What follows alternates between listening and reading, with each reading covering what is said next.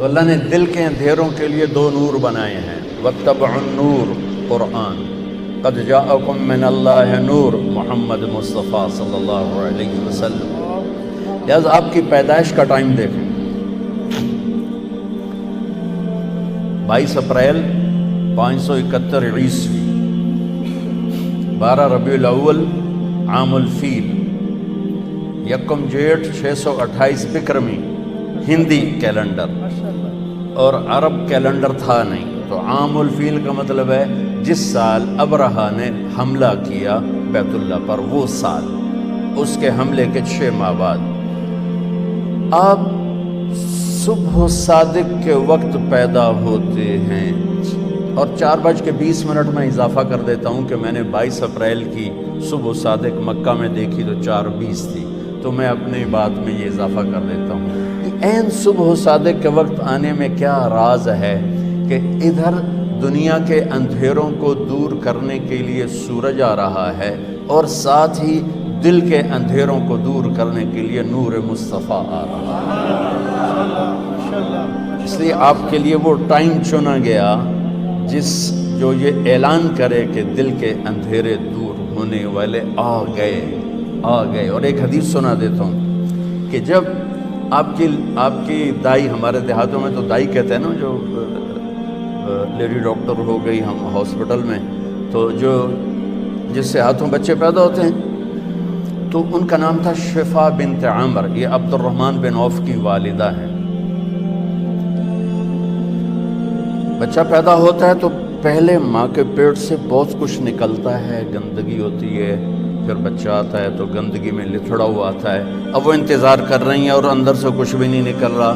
پہلے بچے کا سر آتا ہے اور ساتھ ہی کمرے میں خوشبو پھیل جاتی ہے، پھر جب جسم باہر آتا ہے تو جسم پہ ایک ذرہ کسی گندگی کا نام و نشان نہیں ہے، اور ماں کے پیٹ سے ایک قطرہ پانی کا نہیں نکلتا، اور بچے کا ختنہ باہر ہوتا ہے، آپ کا ختنہ ماں کے پیٹ سے ہو کے باہر تشریف لائے، اور بچے کی ناف اور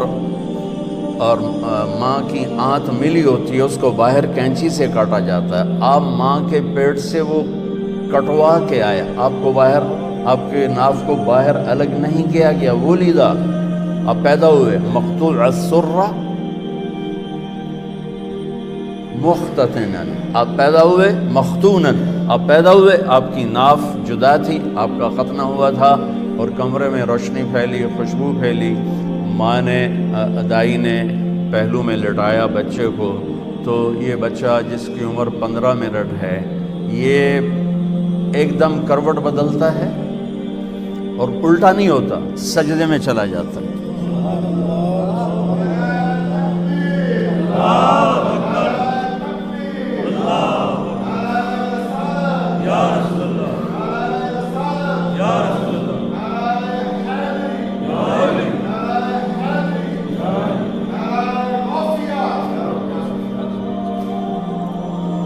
یہ بچہ سجدہ کر کے سارے وکیلوں کو پیغام دیتا ہے،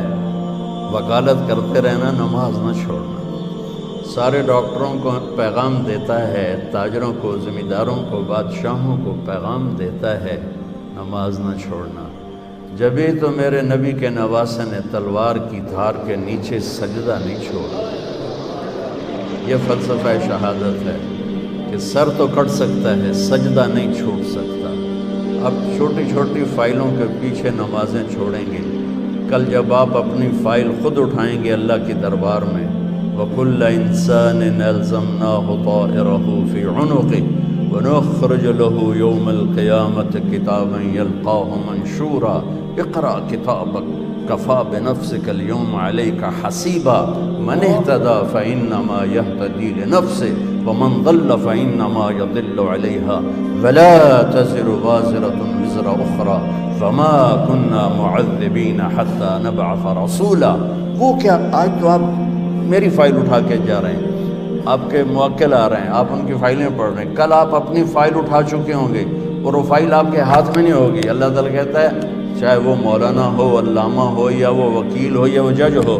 گردن میں لٹکا دوں گا فائل، اور پھر ایک ایک ورق الٹا کے کہوں گا اقرأ کتابک پڑھ، یہاں تو کھڑا ہے مظلوم کے لیے، پڑھ، یہاں تو کھڑا ہے ظالم کے لیے، اسے پڑھو، یہاں تم کھڑے ہو شرابی کو بچانے کے لیے، اسے پڑھو،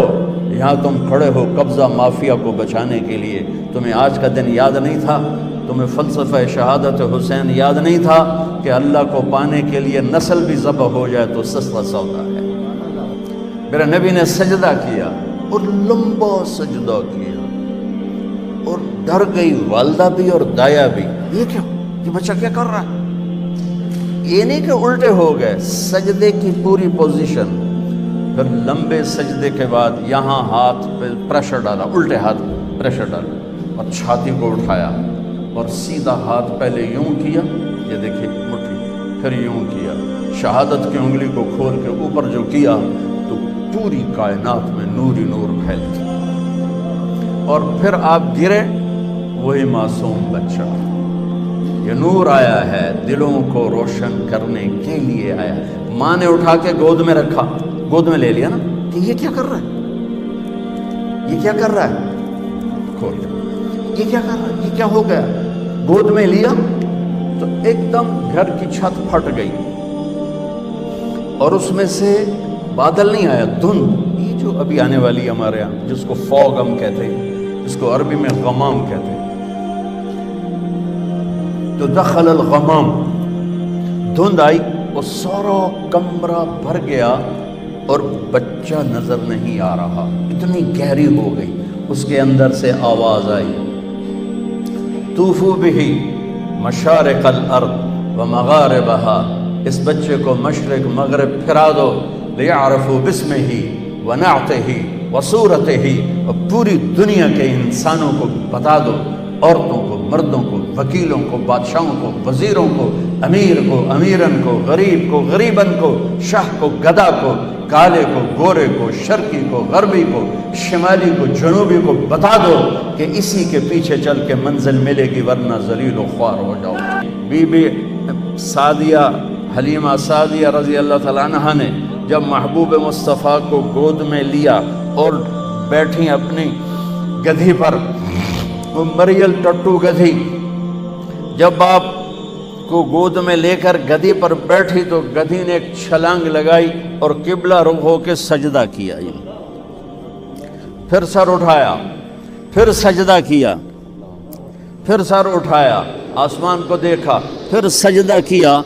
اس مریل گدھی کو بھی پتا ہے کہ میرے اوپر کون آیا ہے، وہ اللہ کا شکر ادا کرنے کے لیے 3 دفعہ اس نے سجدہ کیا۔ آواز آئی، پھرا دو، سب کو پتہ چل جائے کہ محمد سے وفاتوں نے تو ہم تیرے ہیں، یہ جہاں چیز ہے کیا لوح و قلم تیرے ہیں۔ تم ایک وکالت کو کیا کہتے ہو، کل کائنات تمہارے قدموں میں گرا دی جائے گی، بشرطے کہ تم غلام مصطفیٰ بن کے دکھا دو۔ غلام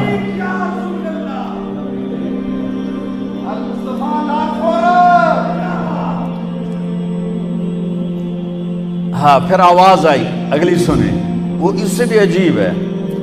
اور اس کو آدم کے اخلاق دو، ابھی بچے کی عمر آدھا گھنٹہ ہے، شیش کی معرفت دو، نوح کی شجاعت دو، ابراہیم کی دوستی دو، اسماعیل کی قربانی دو، اسحاق کی رضا دو، یعقوب کی بشارت دو، یوسف کا حسن و جمال دو،